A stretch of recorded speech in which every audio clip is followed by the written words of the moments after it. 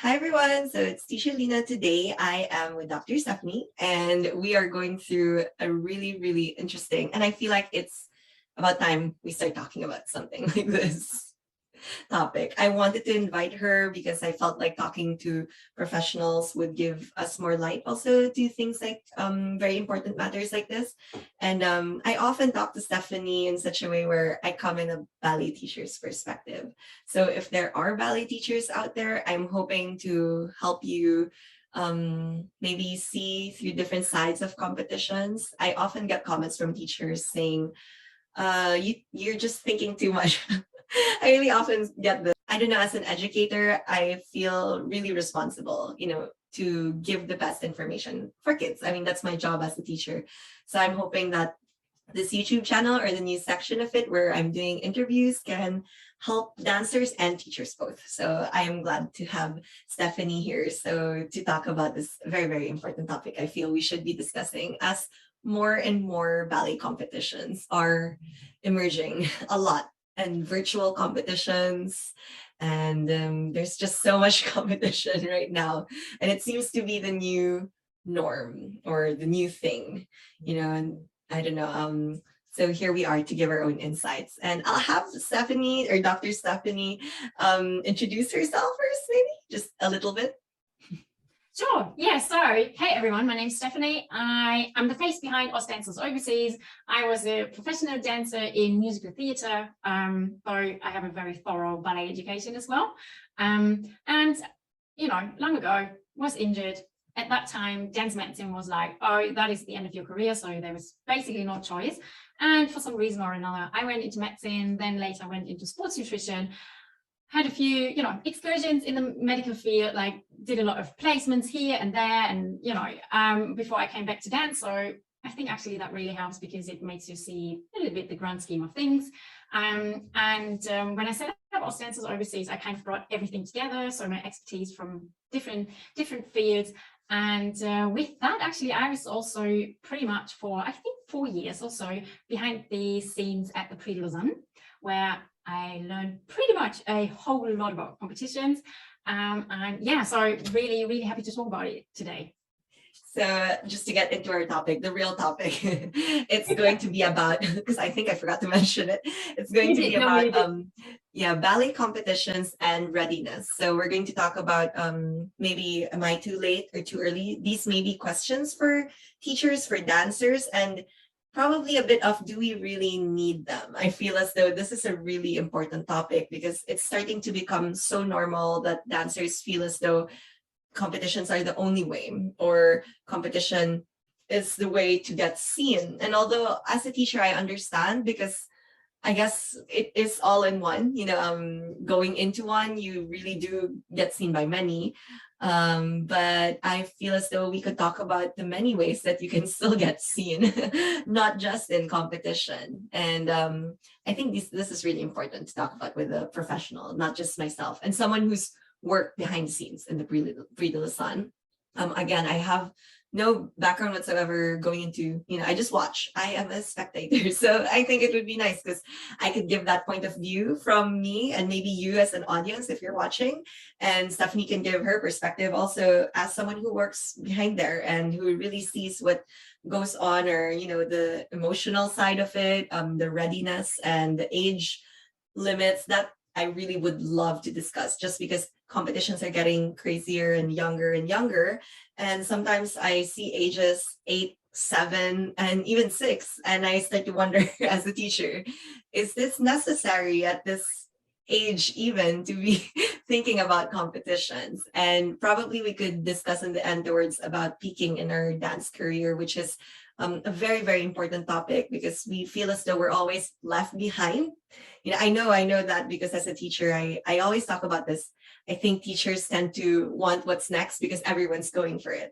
But I think you can still hold back and still be putting your dancers forward in a different way. So I'm hoping to be able to discuss that with Stephanie also. So shall we start? We'll get into the real topic of things. So we'll talk about ballet competitions first, and maybe we could first describe, we can describe it. Well, ballet competition in itself just means ballet competition. But what goes behind maybe a ballet competition? Yeah, I mean, lots of ballet or dance syllabus, or lots of those dance syllabus out there, they're kind of used from a very young age on, that we go into examinations like RAD, or first it is an assessment, and then later it is you have to pass this examination, and you get this mark for your performance. So that is something I think that's been in the dance world for I don't know how long. Lots of systems have these, like Vaganova has the class system, but you need to proceed from one class to another. And then Cicchetti also has like grades. So there are many of these systems out there. And I'm also wondering, do we need to lower the age limit more and more and more, knowing they have this experience of these exams or assessments anyway? Do we have to add competitions in it? So there's definitely one part of the question where I'm like, yeah, okay, that definitely deserves a deep dive into it. And the other thing is, I think ballet competitions, and probably, I mean, if someone knows better, please correct us. I think actually the Prix de Lausanne was the first one, or at least one of the first ones, to come up with a so-called networking forum, where that is like, it's a competition within the competition, because what you see on stage is only one part of it, and what you absolutely do not see at all, because it just takes place behind the scenes, is this so-called networking forum, where you have directors from prestigious schools all over the world, and they offer scholarships and apprenticeships depending on the age. And that is, let's say I have seen, and lots of my colleagues say the same, for many dancers, that is way more valuable than the actual competition, which makes me then ask, of course, do we really need the actual competition then? So, there are so many layers to it, and I'm afraid actually we won't find solutions today. So we can talk about it and just, I think raise awareness and help people make up their minds how they think about competitions. I think that's a really good point, because again, people will always see how they want to see competitions. I mean, some people might say they like them. Maybe it's for the thrill. I actually don't mind you joining competitions, even if it's for that same reason, as long as it ignites some kind of passion for dance. I think the intention, as long as it is good, is okay for myself. To win, I don't think it's like a bad intention either, but I think if it's to win for the wrong reasons, then yes. But the actual thought of just being able to hit a certain goal, I think those, maybe we could change the words into goal instead of winning, or like being able to achieve something out of it, then that's fine. But I do question also the age limit, as Stephanie noted, because I mean, if this networking thing is happening, and I have not heard of this actually, then yeah. I mean, why do we even need to have the actual competition? Unless maybe from a spectator's point of view, it's just so we can see the new dancers. Maybe that's all I see in this. Yeah. Yeah, it's right. So it is. I mean, when you are a candidate at the Prix de Lausanne, then you have been through some sort of selection process already, which we don't know anything about really, that was pretty much criticized this year. It means, I think you have to apply by the end of September, and then sometime in November, I believe. So around November, you do get to know that you've been selected. Or was it end of October? So, a couple of weeks after your application, you get this notification. And there is like a board of 6 persons we don't even know the names about. We don't know anything about them, and they select who is allowed to travel to Lausanne, or in past years it's been in Montreux, or one year it's been even online. So that kind of feels a little bit weird. I think during the pandemic, so much has changed, and so many dancers and dance teachers and parents have started to ask so many questions and to question so many things, which is wonderful. So this is who actually selects it. What is their background? Do they have any sort of, how do they assess? We don't know anything about how am I assessed if I want to enter? So what is it? Is it like totally arbitrary, random? What are the criteria? We don't know. So also thinking about like, how do you feel as a dance teacher? So if you don't know anything about the criteria, how do you prepare your students? Yeah, so I mean, you've got to show criteria in the sense of you've got to show something at the bar, in the center, and variations, but you don't know about this is just like the criteria, how you apply. This is not how the criteria, this is not the criteria, how are you being selected? You know what I mean? It's already like two different stages of this whole process. So we know nothing about it. And I really hope that this changes in the future. There were so many people so upset this year. And then you are invited to Lausanne and Montreux recently. And it was also interesting to see, because only over the past 5 years, they have adjusted the age limit. Mm-hmm. So back in 2018 or 2019, but I believe it was 2018, they lowered it to 14 years. So you could start competing at 14 years at what is considered very often the most prestigious competition in the world. Mm-hmm. And the year after, they just went back to as a lower age limit is 15 years. Mm-hmm. And that was because they said, we sat there in a press conference and I asked about it, and they said they saw that this week of training from morning to evening, training, coaching, having adjudicated classes, it was just that they could see that the dancers aged 14 to, just before their 15th birthday, they could cope with this workload and volume, mm-hmm. which is why they adjusted it back to 15, which I thought was a really interesting fact. So it was, we did something which kind of didn't work out well, and we put too much pressure and stress on them and they couldn't cope with it. So we would just go back to what it was before, because that apparently was better. Wow, that's really interesting. I didn't even know that fact. But I'm starting to find out so many things about burritos. I've been a spectator all my life. I mean, I watched all the, like the great dancers we know. I think for Japan, it started with Kumakawa Tetsuya, and I still watch his videos until now. I just love watching his video, and he's still a big thing in Tokyo. I mean, in Japan, at least we always talk about him and his school. But these are really interesting facts, and I think the fact that you're saying the kids couldn't cope at age 14, did you say? Yeah. And then we have other competitions coming up with kids aged 6, 7, 8, 9, and I'm starting to even wonder why this is being considered. I'm actually very happy that Pre is considering, this type of approach also. Although mental health and well-being, it's a huge thing right now. You can see it everywhere for dancers, and not just dancers. I think it's the whole world is starting to, embrace this kind of balance and the mentality. Although I think it will take really long till a lot of the maybe more older generation, I'm not saying not all, of course, can embrace this, because I understand going through what they went through, why they are the way they are.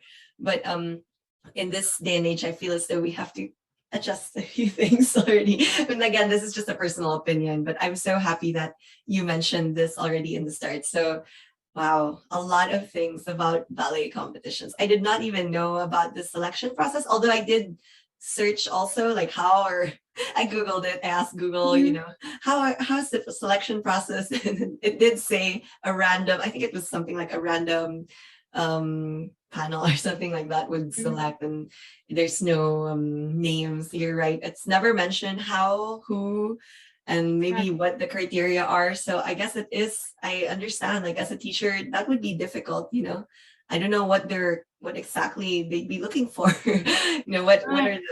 What are the things? Does my student have to be, and I think it's difficult again, because maybe ballet is so subjective to different people and styles. Yeah. Ondine though did mention, just to kind of side note, because her video might come before this, she did mention she has her own way of judging. But maybe if they had that way of judging all uniform, for each judge, that might make things a lot fairer too, in the sense that even if it's subjective to your own opinion, at least there's a certain maybe way that even teachers would see, okay, so this is how much you need to put into this and that. Yes. Yes. You're kind of referring to ice skating, right? Oh, yes. So where you have just crystal clear criteria, this is what you need to be able of. Or same with skating. Yes. Just to maybe add into, although I'm sure skating is a whole different thing. I mean, to compare to ballet. Personally, maybe because I feel as ballet is still an art, it's still hard for me to see it as a competitive sport like skating, because for them, there are levels to spins and levels to certain jumps. And so I don't know if we could do that for ballet. What jump is harder than the other? I don't know. I know. And just to add to this confusion, how subjective ballet can be. I remember my old school in Australia. They had a student who won at Youth America Grand Prix, but she was not accepted into the Prix de Lausanne. So this is okay. So how do we explain that to our kids?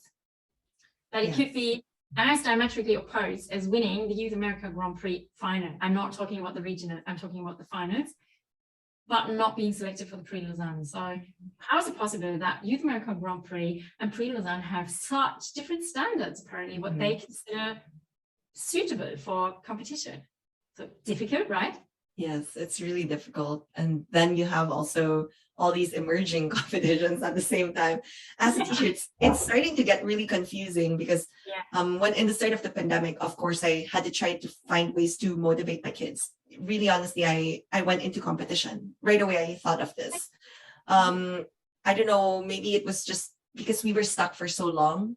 I just was thinking of ways to extra motivate them. Although actually my kids got into my aim was really scholarships. I explained to them very clearly, we're doing this because I saw the scholarships. I love the schools. Maybe if you get in, then maybe you might get scholarships. And most of them did get scholarships, thankfully. And I was really happy because they got the opportunity to train even in the pandemic, to do some classes abroad. It's very hard, I think, for us, especially in this country. So any opportunity for us feels as though it's a great way to just, take everything in and absorb like a sponge. But, eventually we got deeper into the pandemic, different problems. And I said, I have to come out of that now because that can't be, that's a short-term thing already. Long-term, I don't want them to think I'm always just going to be aiming into competitions. So you're right though, but the many competitions emerging, it's like, what do we do and how do we deal with that too? And I remember my ballet teacher back in Australia, and I mean, I've been dancing until I still take class occasionally, but on a more serious level until 2 years ago or so. So I took it up at some point after my injury and then kept dancing.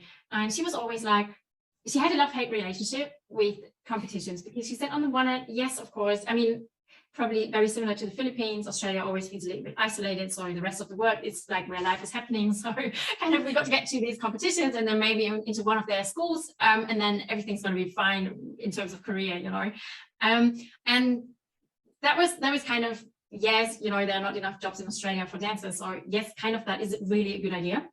On the other hand, she was always complaining about how much kind of almost over focused then the training becomes when it comes to I have to learn this variation, I have to learn that variation. So all of a sudden there is an imbalance that wasn't there before. So they can do 5 turns on the or to the right, but they can't do 2 proper ones to the left. So that was something she said that then started to show up in class so much. They would work their stronger side for the variation so much. And there was not enough attention paid to their weaker side. I mean, we all have a stronger and a weaker side. That is just a fact. We know that. And she said that was sometimes, that of course makes it also hard to feel them good about themselves in class because there was the focus and maybe less. And then in class, they could sometimes feel like a failure because it just didn't work out to the other side. She was one of those. She would very often go okay, today we start bar on our right, and then next time we start on our left, and so center the same. And you would always work both sides, and that was kind of frustrating for them, frustrating for the teacher as well. And I'm afraid, as most competitions require so much repertoire, that actually is the thing we need to face. Yeah. Oh, now that you mentioned this, I never even thought about how much imbalance there could be. But you're right though, because I once looked through the competition guidelines and again the repertoire, and then I was thinking, you mean to say my kid can't do the same thing in the same, for example, in one competition, there was one that required 2 different dances, and then in the final a different one. And I was just thinking, are you telling me I have to teach my student 3 classical variations and a contemporary variation? Yeah. And in my head, it's just, too much work. And I said, we're not going to do this. And even if you do get in, and I two of them did get into this competition, the pre-selection, because we were thinking this was going to be fine. And upon seeing that, I just said, we're not ready. just clear out. I just said, we can't do it. I can't do it as a teacher. We can't do it. We're in the pandemic. We don't have the studio. No. So I just had to point it out to the teacher. Look, I just maybe take comfort in the fact knowing that you did get into the pre-selections, but I just don't know how I can do this for you. You're in this growing stage. I don't want you to, it could either be a great experience or the worst experience. And maybe I want to go for it. It's just that I don't want you to do this now. We could do it again. So it was really difficult, but wow, now that you mentioned it, I never thought about being better on the one side. Although maybe, oh, that's so hard though. So it means like you'd always be up on your good side to learning so much variations all the time. I mean, we would all do it, right? I mean, I'm a lefty, so everything I do works better to the left. So I would, of course, would I show my better side? I mean, I'd be crazy not to. It's a competition, Of right? course. Yeah, why would you go into your other side? Unless you can really do all sides, I don't know. But I know in competitions, you'll often get competitions being edited into the better sides, right? I know that because sometimes it's like, oh, she's going to the left, or oh, she's doing it from the right. Yeah. And they'll always pick the better leg. And you're right, it's because it's more comfortable this way too. I mean, of course, you could argue that there are daily classes at the Prix-Lausanne, so you have to show both of your sides. But I mean, that's only one of very many competitions, and not all are structured the same. So depending on the competitions that you choose, you may actually really go into the competition and only show your variations. So that would mean you really need to pay attention to working both sides nevertheless. Oh my gosh. We're still in the topic of how do you call this, on competitions, but it's a lot to think about now that you mention all of this. So yeah, I'd love to get into the age portion of this though, now that we're talking about the readiness and maybe the sides, and now that we've gotten down maybe how competitions are. I'm sure it's different per competition, but it is an interesting topic. I never even thought of this, but talking to you, it gives me a lot more thoughts on this. Sorry. more things to write down.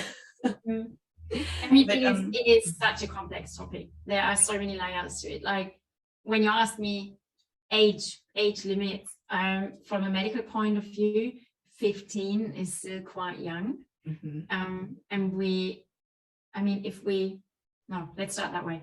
So we know that in ballet, there is this ideal of a pretty much prepubescent body as the ballet body ideal. I mean, we know there are nuances and it is somehow changing, but as you said earlier already, Lina, everything's going to take a lot of time until it finally changes for the better. So that is exactly the age when they enter the competition, and there is a lot, and I see that in clinic quite a lot with my patients, this idea of, I was a participant at the Prix-Lausanne or Youth America Grand Prix or any, smaller competition.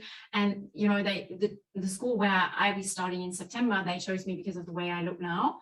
And it is, no, they totally expect you to mature.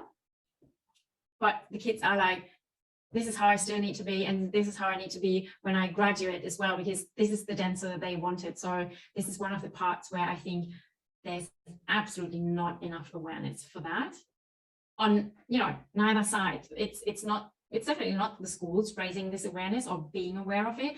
And it is also not especially not the dancers. How many young kids I have seen age 15, 16, 17 thinking their body must not change anymore because this is how they were picked for a scholarship or an apprenticeship.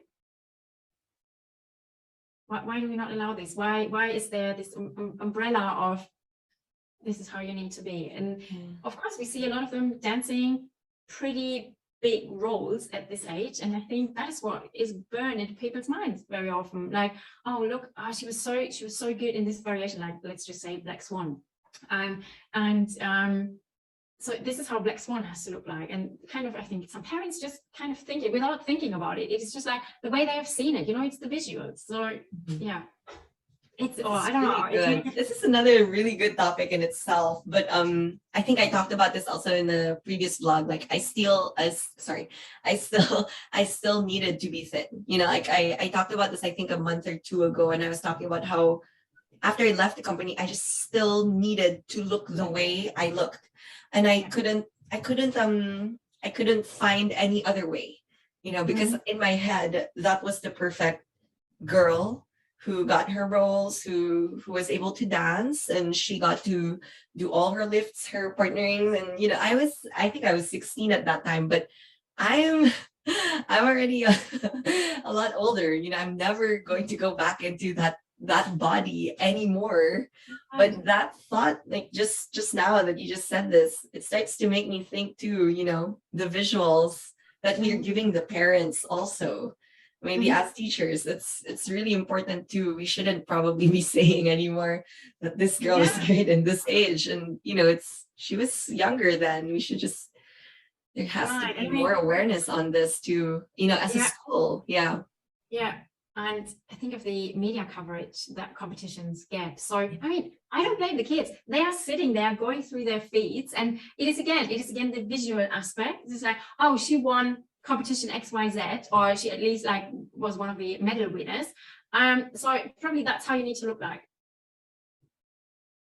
Of course, it's always been like this. We know that a lot of young dancers think the thinner they are, the more likely they are cast for significant roles. So that's kind of the same. Like, look, she won there, she won, you know, everywhere, or she was quite successful at several competitions. So that's how you need to look like. And as I said, just going back to the same dancer, the same year, didn't get into the Prix de Lausanne, but won the Youth America Grand Prix. So basically, actually, these visuals don't say much at all, but everyone takes them as, I don't know, it's like it's a ballet Bible. This is how you huge thing. Yeah. Oh, but this is an interesting topic in itself. I am so just like, oh, so much thoughts again running in my mind. But then now, you know, like now that you mentioned this, it starts to make sense that these things don't matter at all. You know, it's almost like nothing really matters. I don't know.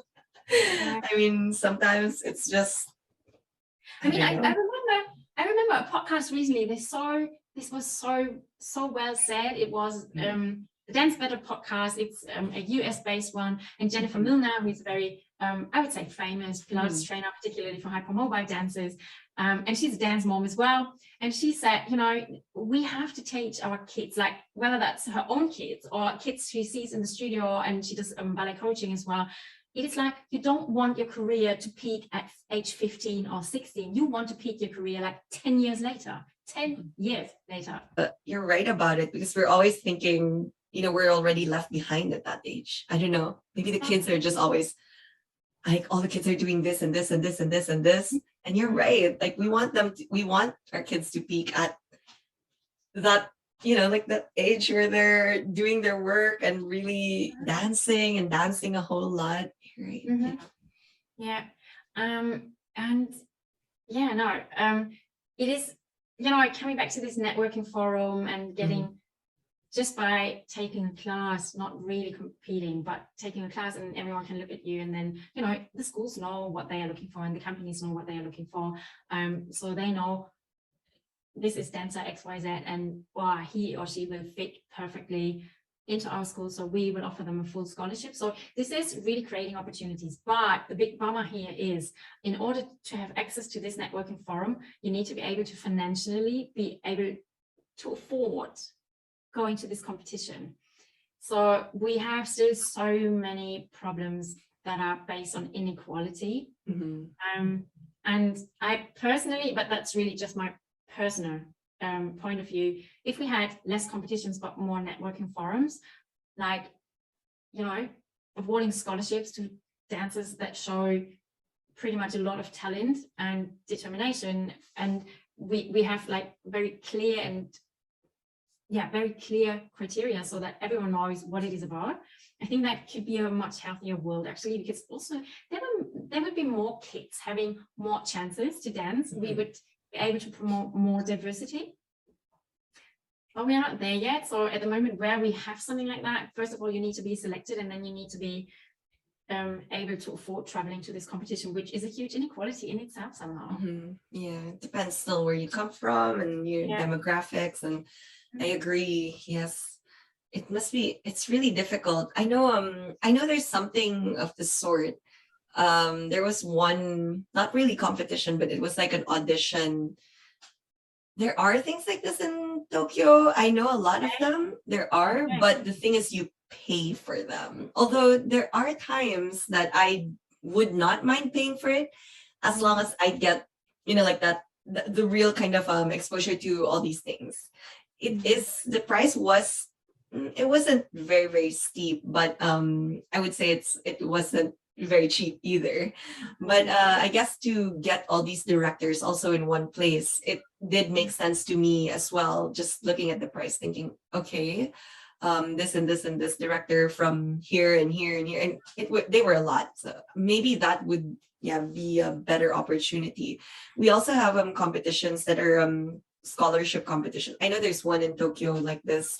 It's a competition just geared towards scholarships. Yes, I think it's been around for a while, and it gives scholarships to like big schools as well and big names. So it was very interesting. I'm not very familiar because I just know because my friends talk about it and they say, oh, they got into the scholarship. So I just said, oh, I did not really know this. And there are auditions, and there's a place where you can actually not really compete, but also get seen, just as you said.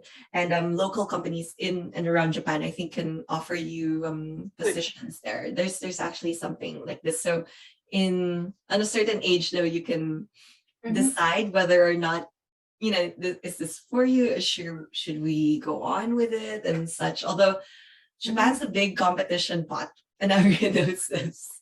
And I'm even in Prix de Lausanne looking at the list of Japanese competitors, shock me, like big shock for me. It's just so many of them are applying. I can tell you an inside scoop, but you absolutely can publish it. So one of those years when I was working there, that was another year with like really so many dancers from Japan, and there were a few health concerns. So they try to filter out those dancers with obvious health concerns in the application process already. It's also not perfect, but it is a whole lot more than other competitions have. And so sometimes, some health concerns just pop up during this week. So let this be the obvious injury, but it could just as much be that the jurors or the teachers teaching the classes see that someone doesn't have the stamina to get really through it. And then of course they are concerned. And I learned from the medical team back then that especially in Japan, lots of dancers and also like future aspiring dancers are almost considered to be like superstars, and so it can sometimes be really hard to reach them. That is just their opinion, so that or their experience at the Prix, and it can be very hard to reach them in this mindset of, oh well, I have to get through this weekend, I have to win something or at least score a good scholarship at the network forum, so I don't really care about my health this week. And they found a way to cope with that well, because sometimes also parents are like, oh come on, let's just get through this week, and there are then concerns expressed by the medical team, like that's probably not even going to work out actually 1 week.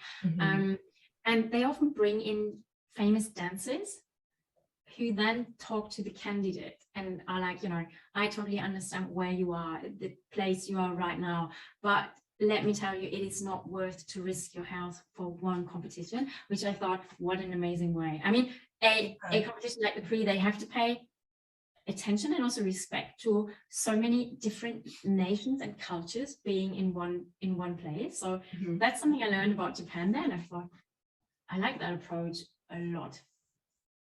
That's really good way. I think it's so hard because I think sometimes for us, because I grew up with a Japanese parent, and I feel like this is why competition is also so big. We're like this sometimes. And when we want something and we set onto something, the parents are also set onto the thing. I get that with my mom sometimes, and sometimes she asks me if my sister's doing enough classes and she's so worried about her diet, and I just have to always say, look, she's okay, she's doing fine. She doesn't need anything else. she's okay. I'll let you know if she does. And I think it's difficult also because my sister at first wasn't actually under me. We decided to go through a totally different approach, but my mom didn't like the approach. It's a very Asian thing. And then she decided to go here, but I had to set some boundaries also as a teacher and tell her, look, in this studio, it's like we're sisters, but outside the studio, but, we can't really step, like over that either. We're a teacher student, and the age gap might help, but it's also very difficult. But I get that quite a lot. The way that you just described the mom and the child, that's how a lot of them are. But I'm glad that Pri has that thought and even, like way of approach to even help the dancer. But I mean, maybe that is just, an idea for future conversations, but really having someone who's been part of, or who's been a candidate at one of the competitions, but maybe not having had the very best of experiences, and say, look, I still made it. I think that's a message we definitely need to send out, because otherwise it's going to be very unbalanced if we always only talk about those winning. Yes.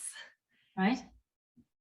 And maybe we could get onto like the topic of peaking, which I really wanted to talk about, peaking in the dance career. And you mentioned it already. I mean, we want them to peak in the older ages. And they're ready. Yeah, when they're ready. Like physically and mentally ready. That's definitely something, as long as you're growing, maturing, there will always be changes. Obviously, there are these obvious changes in your body, but that also means your technique will change. So at times your flexibility will not be as it was before. Other times you kind of, proprioception is all over the place because your limbs just grew more than your torso did. Like you've got to find your place again. So that is, competitions don't allow for this. There's no rule for maturation in competitions. And of course, some have a growth spurt between applying for the pre and then being at the pre, which I have seen as well is incredibly hard for them. So definitely also something to kind of look at and say, okay, how fair is it actually? And what do we consider? What else should we consider? We also have no idea actually about the jury members and how much they know about talent spotting. Like, when they see a growing body, it is so often criticized. They see the body and this is a good body, not having an idea about maybe the neighbor standing next to this dancer, having a body they at the moment consider not suitable for whatever, their school, their company, but not having an idea about how much the maturation process the dancer will still be going through will change this body. So this has been another point of criticism, and I'm absolutely behind that, because we really don't know. We really don't know what their training is, and I think Ondine also likes to talk about this. Like, what's their expertise except from having been a dancer themselves? That is, good question, right? Yes, it is. And then there is this aspect of we expect them at age 15, 16, 17, 18, when I think most parents kind of think that's still their kids, right? We expect them to dance roles like Giselle and Odette Odile, like these big roles. Yes. And I always wonder, as an audience, wouldn't we want someone with like a bit of life experience maybe? Wouldn't that be great? I agree. It's true. And kids right now, it's so crazy, the competitions, even with the younger kids. Sometimes I get just so surprised that they're given roles that I don't even understand if they understand. And I'm still thinking they should just be doing Bluebird. And people hate me for this because I'm always saying, why not the Sleeping Beauty fairy? And they're like, she could do better. And I'm thinking, I think she can do it, but I think in her brain, she can only do this fairy because in her head, she's still just a fairy. I don't know. I just feel as though, again, you're right, age appropriation, and even 17, 18, I still remember my brain back then, and I feel as though I was so emotionally not there yet. 100% relate.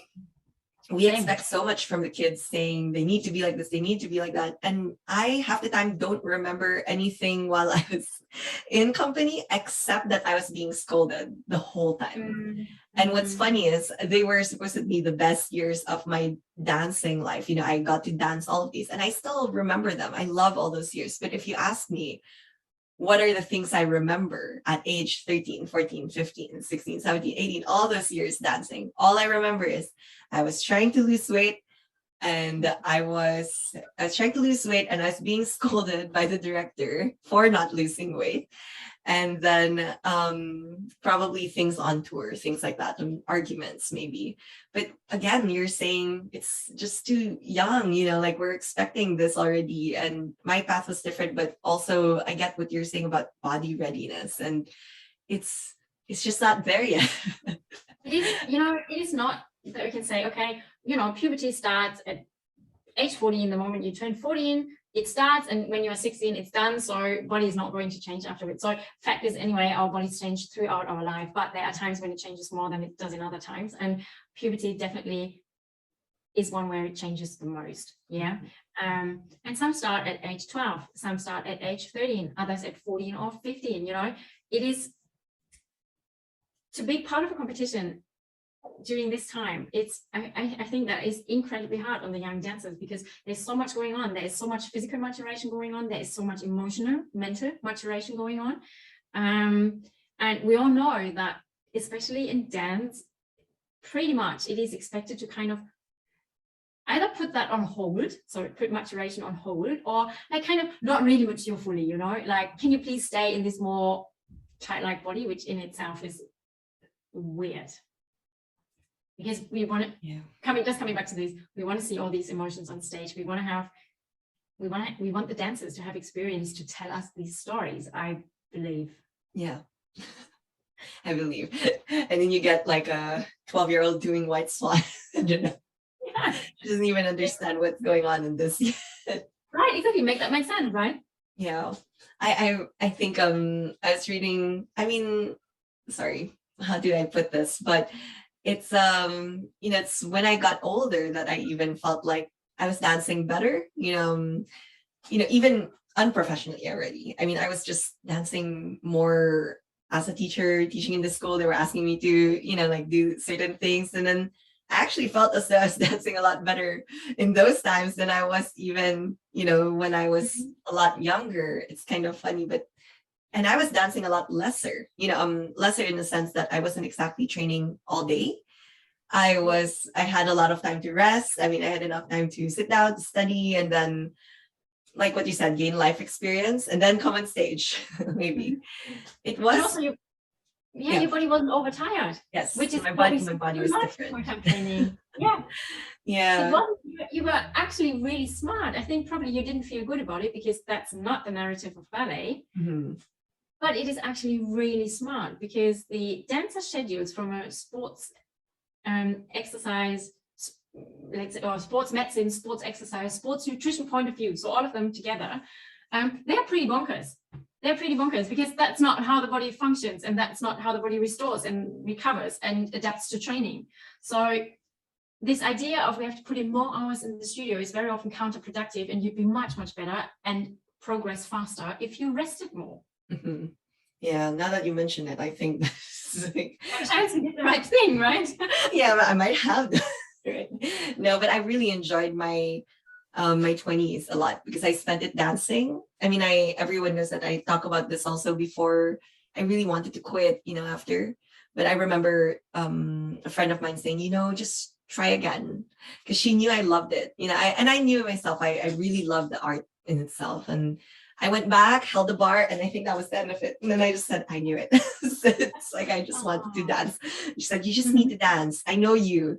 You're the type who would just hold and then go through 1 hour class and you tell me everything was great. And so, so after that, it's like, I never regretted that day. And I guess that's where I'm coming from. But I'm so glad to really have had this conversation with you. It gives me a lot of thought on competition. And I think in the start, I also mentioned how, I guess it's how you approach it that matters. I'm sure there are so many dancers who make it, even without winning competitions. And maybe they went for it for the experience. And again, I said it's not wrong also to want to win, but it's also not everything if you don't win, because that's a big percentage that you will not really win the competition.